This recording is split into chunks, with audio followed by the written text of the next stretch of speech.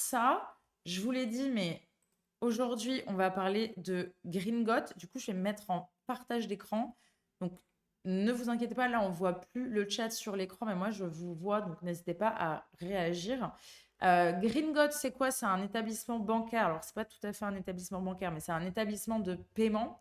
Ah oui, je me souviens pourquoi ils ne peuvent pas utiliser le terme banque. C'est parce que ils n'ont pas encore l'autorisation de fournir, de donner des crédits. Vous savez, c'est pas un établissement de crédit et une banque. Ouais, j'ai appris ça en auditant Gringot du coup. Une banque a cette appellation quand elle peut donner des crédits. Voilà. Donc je sais que c'est en cours. Ils ont un onglet, enfin ils sont hyper transparents sur tout ce qu'ils font, ce qui va très bien avec l'ADN de la marque pour le coup. Donc établissement de paiement, ils ont des cartes bancaires et des produits financiers. Green, comme le nom l'indique, Green Got, voilà, avec ce petit logo renard tout mignon. Donc, c'est vrai que moi, je trouvais ça intéressant de faire cette audit-là. Des banques responsables, ça court pas les rues, il n'y en a pas la tonne. Surtout, elles ont des images un petit peu vieillottes. Vous pouvez le voir sur Greenpeace, il y a un article hyper intéressant qui référence un petit peu les banques qu'on appelle responsables, avec des placements financiers verts, etc. Et c'est un levier qui est pris d'assaut par les grosses banques traditionnelles aussi et qui décident de constituer des produits financiers de placement ou d'épargne pardon, avec des fonds verts. Voilà. Si vous suivez l'actualité, vous savez que parfois il y en a certains qui se font épingler sur les 10 fonds en question. Gringot, c'est une marque qui fait pas mal de bruit. Sa fondatrice, cofondatrice, je crois, Maud Caillot, prend énormément la parole sur LinkedIn et suivie par des milliers de personnes. Vous la voyez beaucoup dans les médias. C'est pour ça que je trouvais ça intéressant. C'est une banque qui est assez sexy. Je dirais, voilà, c'est un peu, alors, c'est un peu néobanque. Voilà, je trouvais ça cool d'en parler aujourd'hui. Et en fait, les chiffres, c'est quoi? C'est 14 000 recherches mensuelles environ autour de la marque, donc vraiment du terme Gringot. Euh, mais par contre, quand on s'intéresse au SEO, voilà, c'est à peu près 17 000 sessions mensuelles. Je ne sais pas combien ils ont d'utilisateurs qui utilisent Gringot. 17 000 sessions mensuelles, voilà, pour une banque, c'est pas énorme, mais c'est déjà pas mal. Par contre, quand on regarde le trafic, aïe, aïe, aïe. Aïe, aïe, aïe, Gringot. Et je suis triste parce qu'en fait, c'est tellement beau le message que vous portez. Il y a tellement de niches à aller exploiter. Et ça n'est pas le cas parce que il y a seulement 5% du trafic qui provient de mots-clés hors marque. Et c'est ce dont on s'aperçoit très rapidement quand on fait l'audit de ce site. En fait, il n'est pas du tout SEO friendly, c'est-à-dire qu'il n'est pas capable aujourd'hui d'aller toucher une audience qui ne connaît pas Gringot, et donc d'aller toucher une audience qui s'intéresserait au placement financier dit vert ou responsable, ou tout simplement des gens comme vous et moi qui n'ont pas forcément réfléchi à ce point-là parce qu'ils ne savent pas que c'est possible, mais qui cherchent une banque à faire des investissements, un compte épargne, une carte bancaire, etc. Donc, je trouve ça dommage parce que effectivement, c'est une banque qui mérite pas mal de visibilité. Je sais que c'est pas une banque, mais on va dire banque, hein, c'est plus facile quand même à dire. Et en effet, si on s'intéresse un petit peu à la courbe de visibilité sur les mots-clés, je crois que c'était ouais, sur les 2 dernières années. Aïe, aïe, aïe. Aïe, aïe, aïe. Franchement, ça va pas du tout. C'est pas du tout une courbe saine parce que vous voyez, hein, ça chute, ça chute, ça chute. C'est pas fou et du coup, c'est pas ce qu'on va appeler un site avec une croissance SEO pérenne. Là, c'est plutôt le contraire. On fonce, on va dans les bas-fonds de Google. Déjà qu'on n'avait pas beaucoup de visibilité en termes de mots-clés hors marque, mais là, ça pêche parce que en plus, ça baisse. Bah oui, je vous l'ai dit tout à l'heure, Gringot, c'est un site qui appartient à la catégorie Your Money, Your Life, qui est une catégorie qui a été classée comme sensible bah parce qu'elle parle des finances des utilisateurs tout simplement par Google. Et c'est des sites où il va falloir redoubler d'efforts pour être présent si on ne veut pas être déclassé. Et il faut voilà, vraiment redoubler d'efforts si on veut être présent dans les résultats Google. Alors attendez, je reviens sur ma scène. Hop, je clique sur le bon bouton. Très bien. C'est un site qui a environ 200 pages dans l'index. Et, alors attendez, qu'est-ce que je pourrais vous dire? Bah, je vous propose qu'on passe, je vais repartir en partage d'écran. Comme ça, vous voyez le site en même temps que moi. Et en fait, moi, je me suis demandé, la première question qui m'est venue en tête quand j'ai regardé le site Gringot, c'est est-ce qu'ils ont su capitaliser sur la niche du green?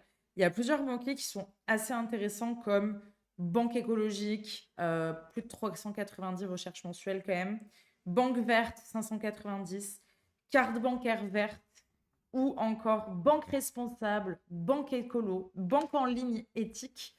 Voilà, il y a pas mal de mots-clés qui sont assez intéressants et je me suis demandé si Gringot était présent. Alors sachez que oui, j'étais très très étonnée, mais je pense qu'ils ne vont plus l'être pour très longtemps au vu de la courbe qui baisse et de ce qui se passe sur ce site.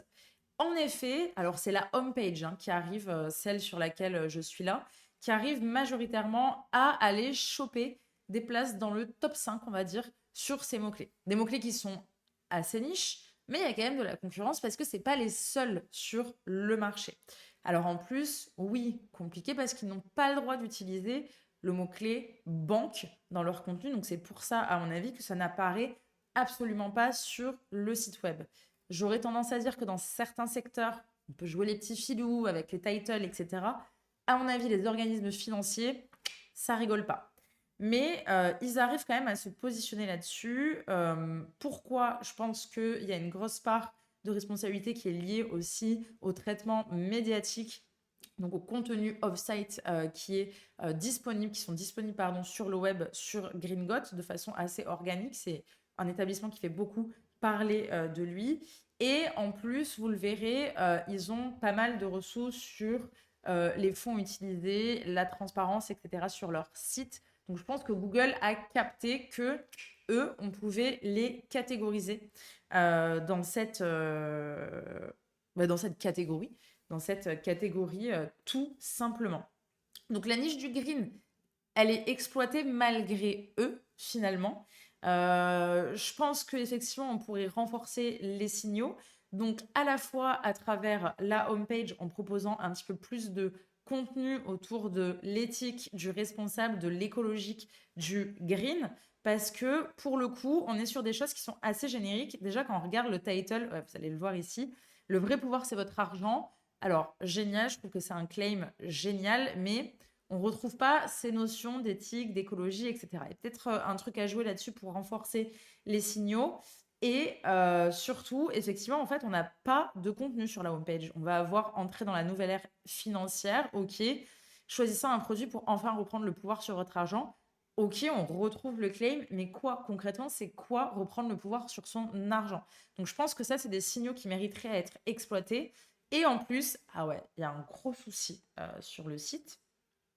Il y a ce qu'on appelle l'utilisation de parallaxe. Vous voyez, c'est ça là. En gros, c'est quand je scroll, voilà, il y a des petites animations et tout, super, qui en plus sont pas, c'est pas hyper fluide au scroll. Et en fait, on se retrouve, et ça c'est idem sur tous les templates de page du site, avec des gros blocs finalement assez vides, où il n'y a pas de contenu. On va retrouver du code, mais pauvre, puisqu'il n'y a pas de contenu, il n'y a rien à donner, à manger à Google ou même si je vais un petit peu plus loin, aux IA, aux LLM comme ChatGPT ou encore Gemini. Voilà, ça manque de contexte. On va retrouver ici de façon assez classique des blocs qui font des liens vers tous les produits de Gringot. Donc ça, pour le coup, très bien. En plus du menu, ça me choque pas. Et là, voilà, un truc un peu, un claim un petit peu de réassurance. Donc encore une fois, voilà, des animations. Ici, on va retrouver bon, les avis sur l'App Store parce qu'en fait, ils ont une appli. Et le footer. Et la certification B Corp qui, à mon avis, aussi donne un signal assez fort à Google qu'on est sur un truc assez green, assez responsable. Donc, franchement, pas ouf. Pas ouf, hein. Et je trouve ça déjà assez fou que la homepage arrive quand même à aller topper des positions ce genre de position sur ce genre de mots-clés, bien qu'il soit assez niche. Mais à mon avis, warning, parce que ça va plus être le cas dans longtemps si vous faites pas du ménage, entre guillemets, s'il n'y a pas un travail d'optimisation qui est fait sur le site. Et d'ailleurs, je voulais vous montrer, juste c'est catastrophique le balisage sur le site. Et ça, c'est sur tous les templates. Alors attention, hein, il y a bien un H1 de présent, mais en fait, je pense que c'est lié à la gestion de leur CMS, enfin, dans leur back-office. Parfois, en fait, on a des éléments de template qu'on duplique et qu'on laisse vide. Et du coup, c'est quand même balisé, donc il n'y a rien. Donc ça, c'est à corriger. C'est pas très grave, mais c'est pas très, très clean. Et voilà, en fait, on va retrouver une structure HX où, encore une fois, on ne retrouve pas du tout cette notion de green, de responsable et d'éthique. Alors peut-être que c'est une volonté de leur part, mais je pense pas. Honnêtement, je pense pas. Peut-être qu'il y a des contraintes juridiques, je sais pas. Ça serait intéressant de voir avec eux. Parce que oui, le SEO doit tout le temps batailler avec des contraintes juridiques, hein, surtout dans ces secteurs. Mais voilà, c'est pas très jojo. Donc on a un H1 en plein milieu là. C'est pas très bien foutu, c'est pas très clean. Pas très clean tout ça. Et en fait, je me suis intéressée. Je me suis dit, OK, pour commencer en quick win, sachant que, en fait, on a du trafic qui est nul, hein, on n'est que sur la marque. C'est quoi leur top page, même si c'est les top pages de destination autour de la marque. Bon, j'avais pas leur Search Console, hein, je me suis basée uniquement que sur SEMrush. De façon très cohérente, 95% du trafic se fait via cette fameuse homepage étant donné que c'est pratiquement que du trafic marque, hein, donc ça me paraît assez cohérent. Mais il y a quand même 3 pages, donc 3 produits qui ont retenu mon attention, donc les pages les plus visitées depuis Google. C'est la page investissement, le compte courant et ensuite sur les fonds d'investissement. Donc aujourd'hui, on va s'intéresser à la page d'investissement. Hop, donc je vous le montre ici. Donc on a un menu ici, très bien. Ici, on va retrouver, donc ça, c'est assez bien catégorisé. Pour l'instant, le menu n'est pas très gros parce qu'il y a quand même très peu de produits. Il est pas mal leur robot TXT Galimoon. Ah, j'ai pas checké pour le coup le robot TXT. Écoute, s'il est bien configuré, tant mieux. Mais voilà. Moi, sur les sites où il y a quand même peu de pages comme ça, c'est vrai que je check pas forcément parce que c'est rare de devoir bloquer beaucoup de ressources au crawl. Et donc, du coup, le produit d'investissement, c'est plutôt dans l'épargne. Et en fait, on va s'intéresser à l'assurance vie. Donc, l'assurance vie, c'est leur produit phare. Et alors, attendez, je voudrais juste vérifier quelque chose. Hop, investissement. Ouais, je pense qu'on a exactement la même page. Ouais, exactement. Donc ça, déjà, il y a un petit souci, c'est que, hop, vous voyez la page assurance vie, en fait, elle est accessible via 2 URL différentes. Donc, il faudrait je vais utiliser ça, voir ce qui se passe. Canonique, non présente. OK. Parce que parfois, on peut avoir des pages doublons qui sont gérées en canonique. Ici, visiblement, ça n'est pas le cas. Donc, il y a quand même un problème potentiellement de duplication de contenu. Ah! Moon qui me dit le robot TXT est complètement vide. Oui, bah du coup, ça m'intéresse pas. En même temps, il y a très peu de pages, il y a environ 200 pages et la majorité, c'est des ressources blog, sachant qu'ils ont une app où en fait toute la gestion financière, donc son compte client, quand on veut gérer, je sais pas, ses virements, ses machins et tout, c'est fait via l'app. C'est pas du tout fait via le site. Le site. Le site.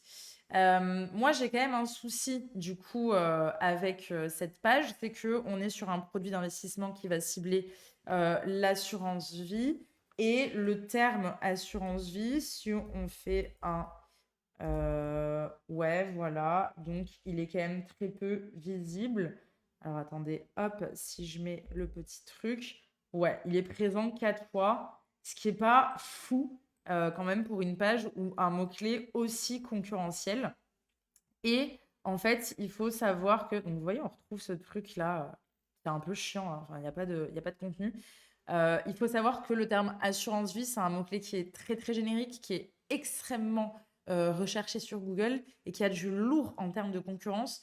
Donc, effectivement, c'est pas avec une page un petit peu pauvre en contenu comme ça qu'on va pouvoir se positionner. Parce qu'en plus, sur les produits financiers, il y a besoin d'énormément d'éducation et de réassurance, notamment pour se positionner en tant qu'expert et répondre à ces fameux critères HIT aux yeux de Google. Donc là, si on regarde un petit peu, hop, ce qui se passe, oui, donc bah voilà, c'est sale.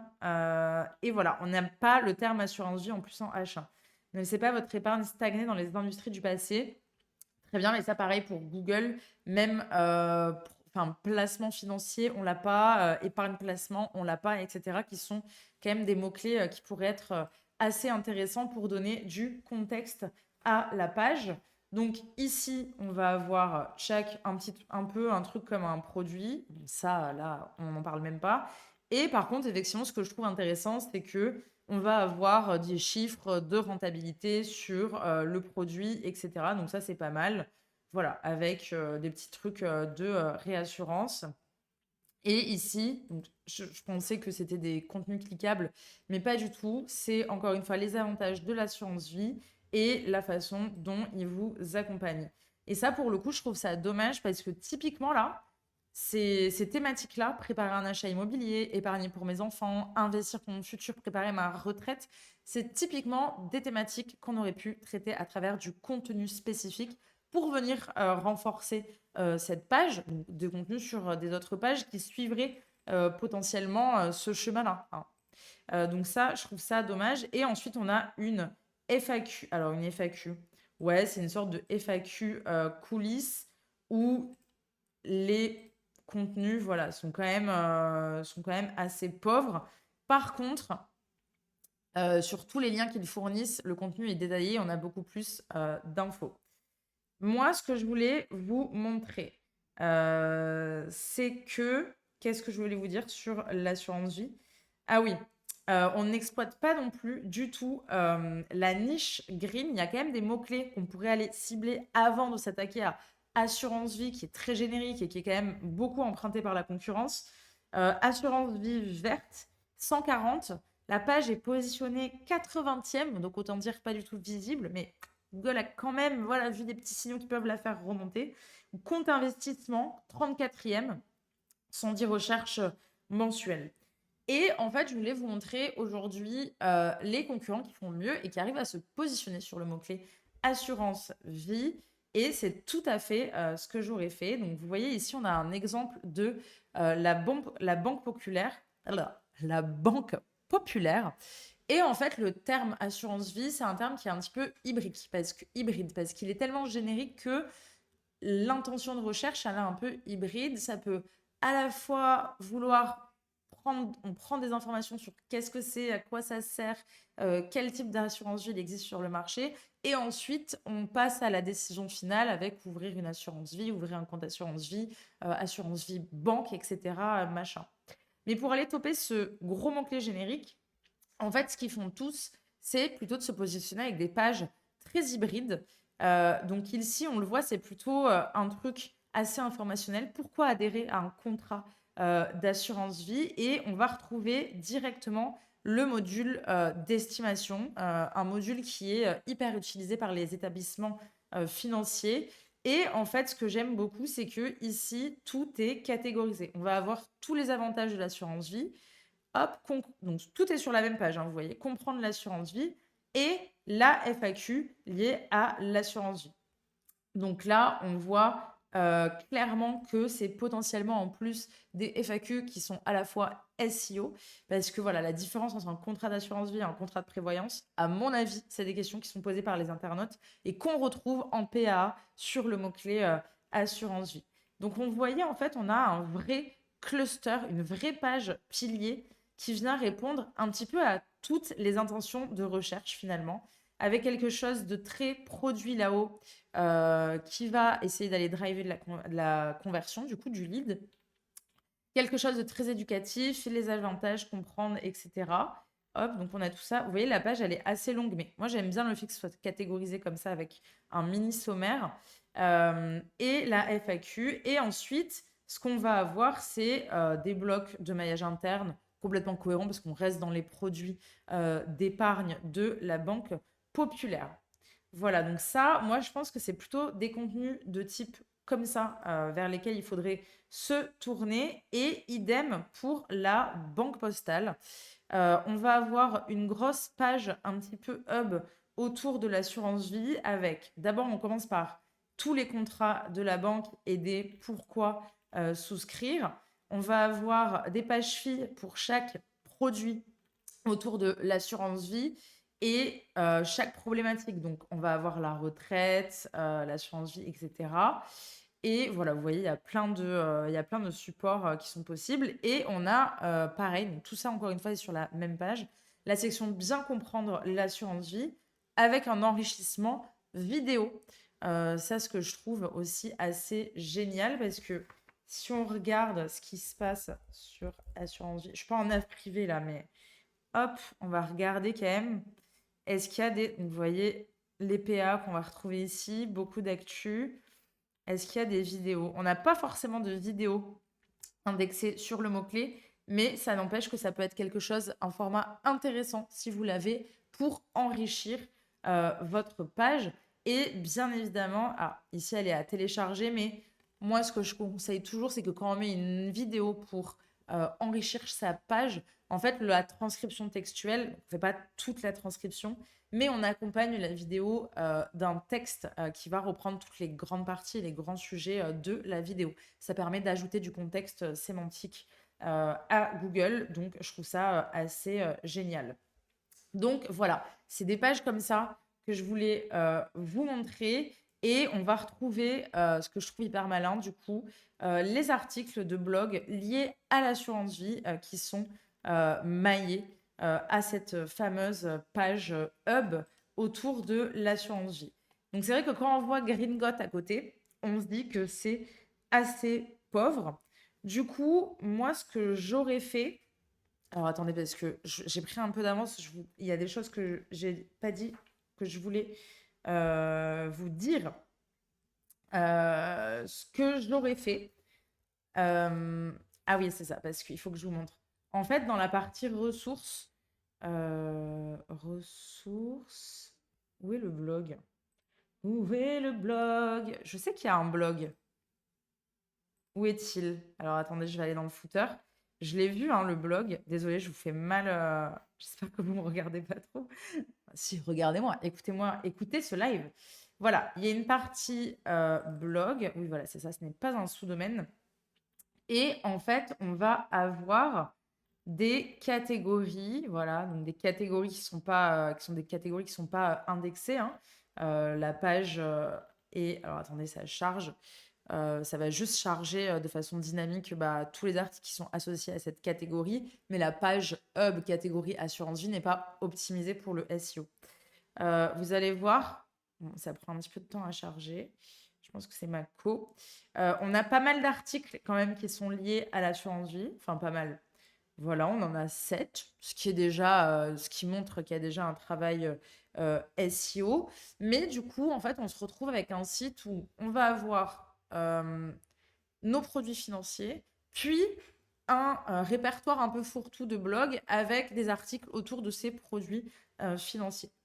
Moi, ce que j'aurais fait à la place de noyer un petit peu tous ces contenus informationnels dans le blog, c'est du coup, effectivement, créer un véritable hub sémantique autour de notre fameuse page produit en la transformant en une page un petit peu hybride produit conseil, comme ce que font très bien la Banque Pop ou la Banque Postale. D'ailleurs, il y a plein d'autres concurrents qui font ça. Vous pouvez aller voir aussi la Caisse d'épargne ou la Massif. En gros, tous ceux qui sont positionnés sur assurance vie. Créer une page guide, donc sur cette page, vraiment un produit, un guide complet autour de l'assurance vie et créer une section FAQ thématique, en fait, avec toutes les réponses courtes qui sont liées à l'assurance vie sur ce fameux hub assurance vie.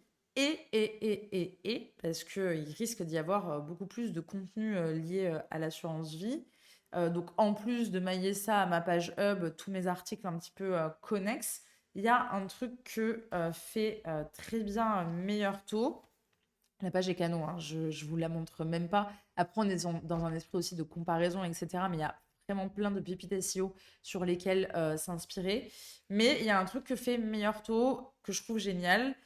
c'est le footer dynamique. C'est-à-dire qu'en fonction des produits sur lesquels ils sont, donc là on est sur l'assurance vie en l'occurrence, donc sur la thématique assurance vie, on va avoir un footer dynamique qui va répertorier l'ensemble des pages stratégiques, des pages clés autour de l'assurance vie.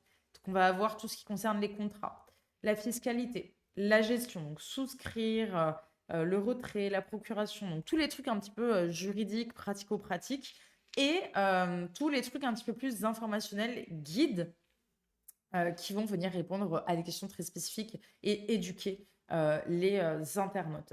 Donc ça, je trouve ça canon. Donc moi, c'est ce que je mettrai en place aussi sur Gringot. Vous allez me dire, oui, mais il n'y a pas beaucoup de pages sur Gringot et tout. Est-ce que le footer dynamique, c'est vraiment, on en a vraiment besoin? Oui, c'est sûr, on n'est pas sur 10 millions de pages, des mini, je ne sais pas combien il y a sur Meilleurto, mais à mon avis, ça va être beaucoup, beaucoup. Mais déjà, ça prépare l'avenir. Voilà, on a la techno en place directement et ça nous permet de bien différencier sur chacun des produits et de faire des vrais clusters en fait thématiques et de plus se noyer finalement avec des contenus blogs qui sont pas vraiment catégorisés, qui viennent pas du coup répondre trop aux critères HIT, etc. Donc moi, voilà ce que j'aurais fait sur la partie assurance vie. Et en plus de ça, ce que j'ai vu, c'est que, voilà, si je prends cet article par exemple, 10 choses à savoir sur l'assurance vie. En fait, on n'a pas de maillage interne, c'est-à-dire que nulle part sur le blog, on fait des liens vers les pages produits, ce qui est quand même dommage. Et idem, pas de maillage depuis les pages produits vers le blog. Donc ça, je trouve ça quand même assez dommage.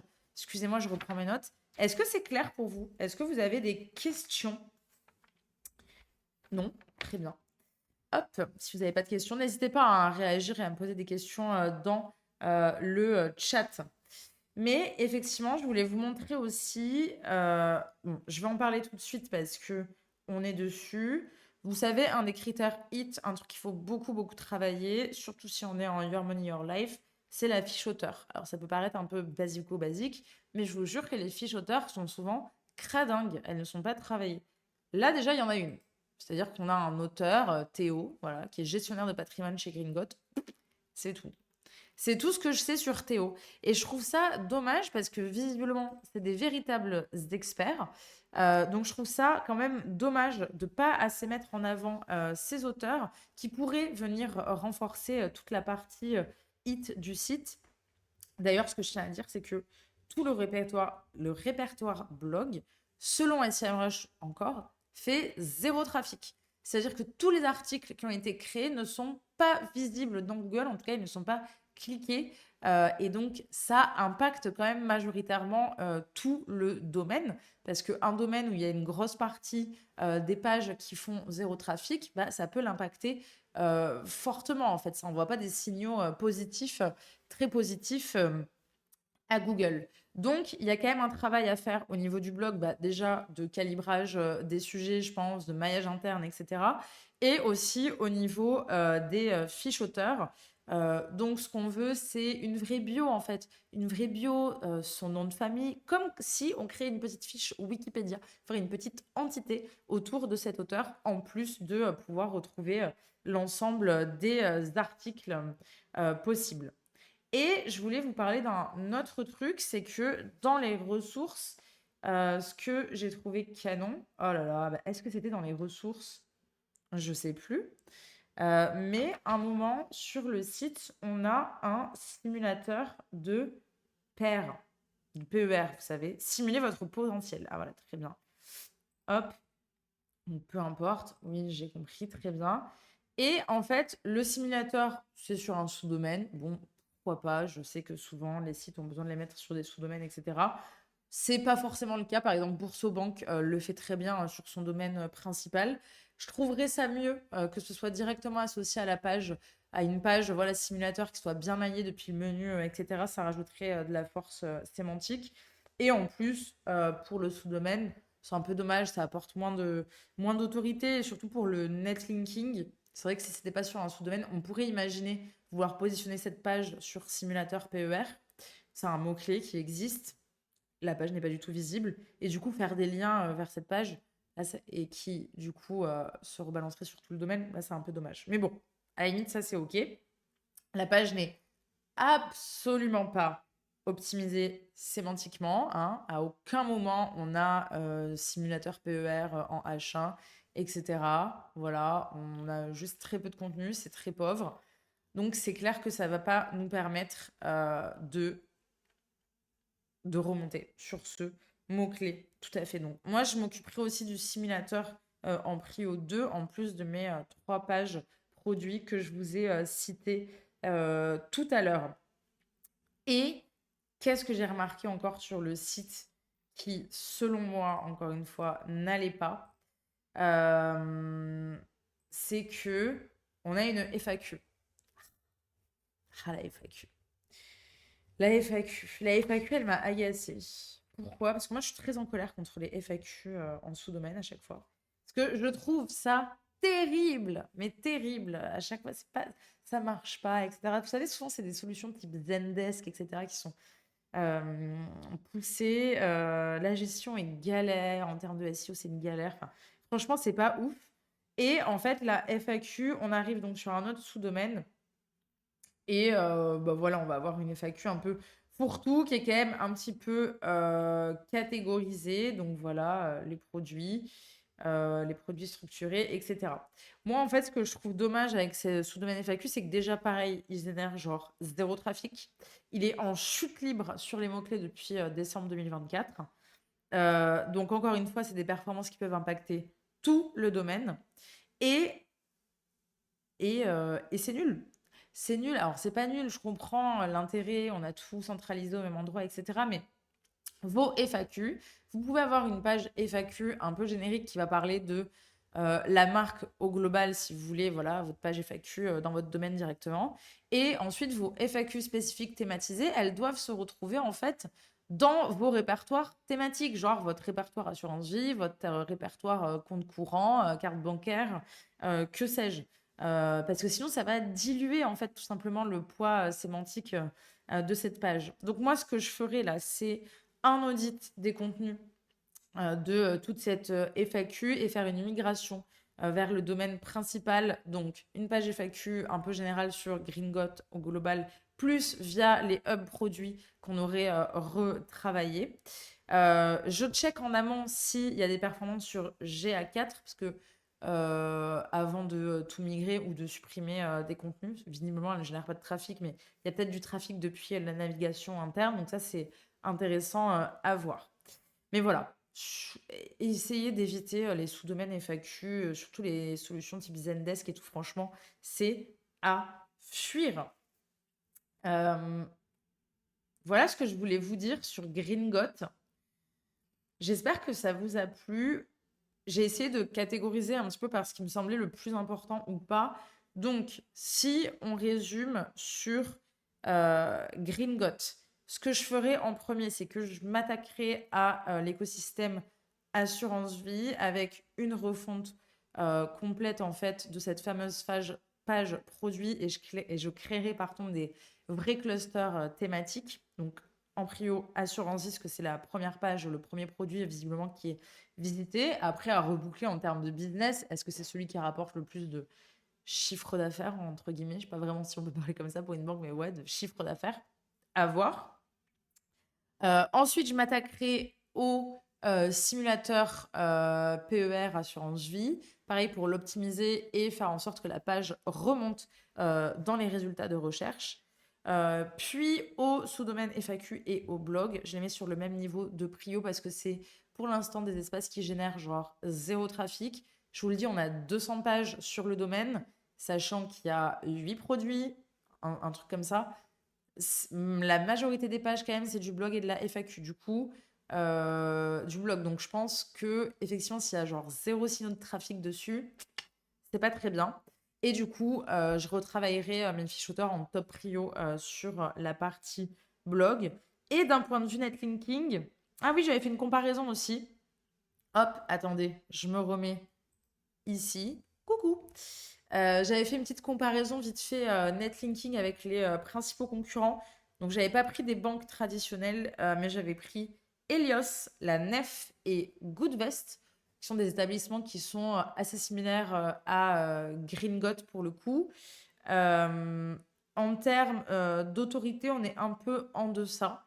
On est en deçà de la moyenne concurrente. Donc, il y aurait un petit travail quand même d'autorité à faire sur le netlinking, sachant que ça rentre énormément en compte dans les critères EEAT, que sont les fameux critères HIT. HIT. Voilà, je me marre toute seule. Voilà ce que j'avais à dire pour Gringot. Franchement, c'est dommage. Il y a un taf SEO monstrueux à faire sur ce site. Et je trouve que c'est vraiment une marque qui mériterait d'avoir plus de visibilité, et d'attirer plus de clients. Parce que tout simplement, je trouve que le message est beau, quoi. Les valeurs sont belles. Voilà, Gringot, mode, Caillou, si tu passes par là. Moi, c'est tout à fait le genre de marque pour qui j'aimerais bosser chez Flair Agency. Je trouve que c'est bien aligné, en tout cas avec nos valeurs et mes valeurs personnelles. J'espère